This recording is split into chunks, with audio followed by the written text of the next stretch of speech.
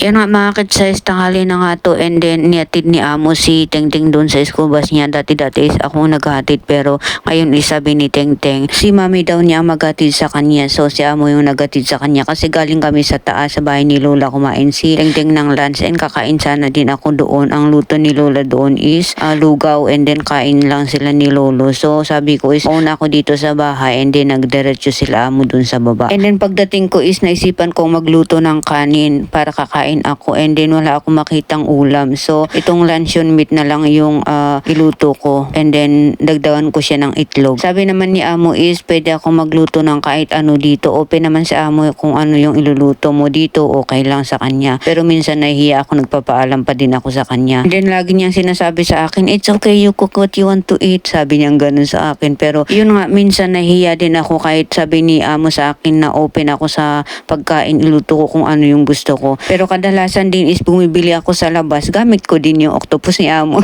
Yun din yung sabi ni Amo sa akin, pwede akong kumain sa labas, gamitin ko yung octopus niya na pambayad. Kaya lagi akong kumakain sa labas, tapos yung pambayad ko is yung octopus ni Amo. Kapag naubusan naman yung laman ng octopus ni Amo is lalagyan ko, and then bibigay ko sa kanya yung resibo, is babalik niya sa akin yung pera. Ganun lang yun. Kapag nasa labas kami, magpabili yung mga alaga ko, yan, ibibilhan ko, gamit ko yung octopus ko. Minsan gamit din nila yung mga octopus nila na pambayad. But anyway, tapos na akong kumain, and ang dami pang sobra. So ilalagay natin dito sa may plastic, and then ilagay ko doon sa ref para bukas or mamayang gabi. O pag hindi kami kakain kila Lola, and then hindi kami lalabas, is may kakainin ako. And tapos na nga ako naglinis sa lahat, and bumaba ako para sunduin yung alaga kong si Charlotte. Kasi alas 3 na.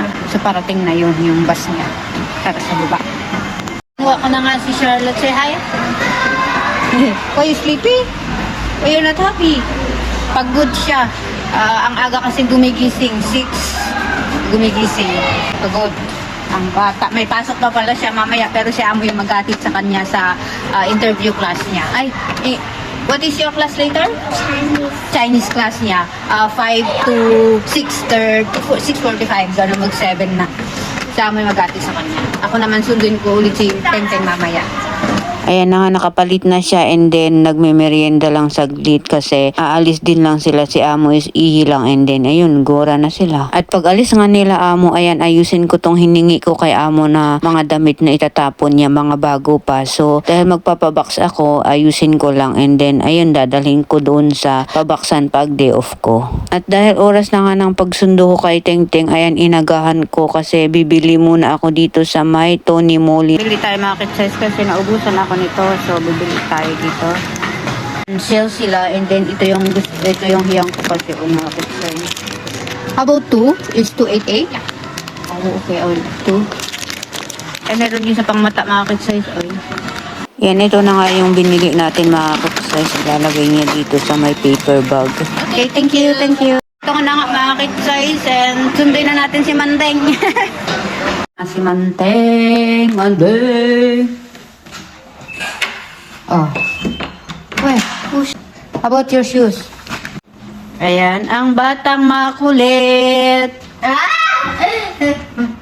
Christmas Day! What? Christmas because What Christmas? Christmas Iniyakan niya, kaya pinaalam ko kay Amo kung pwedeng kainin niya. And pwede daw. I will take a cup for you, okay? Oh, you see your Pokemon downstairs. What is doing here? Oh, put here, ma. If you don't like, you put in the floor. Oh, here, ma. This is the garbage. Come here. This is garbage. Come here, ma. Oh.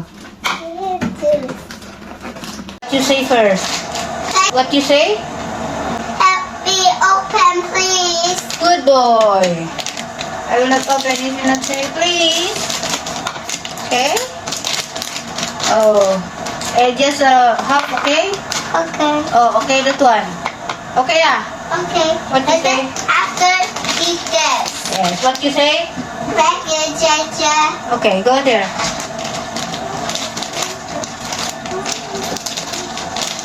Pagkatapos nga niyang kinain yung merienda niya, so ayan, pinaliguan ko dahil pagdating nila amo is may Zoom class pa siya, 7 to 8, and then mag-homework pa siya, and then saka siya kakain ng dinner, and then ayun, matutulog na. Ang dami nila activity kahit gabi. Pagkatapos ko ang pinaliguan, ayun, tapos na din yung nilabahan ko na uniform nila, and then sasampay muna natin. Habang nagsasampay nga ako, dumating na sila Charlotte, and then ayan, pinaliguan ko na din kasi hindi pa din siya tapos sa homework niya, magsisimula pa lang mamaya. Pali gumakit sa SN 9:30 na umalis sila amo and ano daw sila, hanto daw sila ng sini and gamit ako nito. Yung dalawang alaga ko pinutulog ko na siya. Inertay nito bago tayo matulog. Kasi bukas pwede akong malate magising, so hindi ako maaga, na igising bukas. Pero may balik na si Charlotte bukas, ako yung maghatid sa kanya.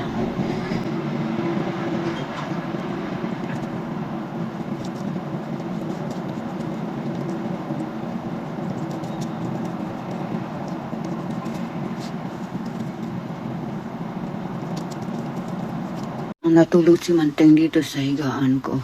Dito ako sa taas pero dito siya natulog kasi takot siya doon. Si Charlotte nandoon siya mag-isa. Tulog na siya. Kasi maaga yung gumigising pag umaga eh. Si amo na yung magbuhat dyan mamaya. Natapos ko lang tumatulog na din ako.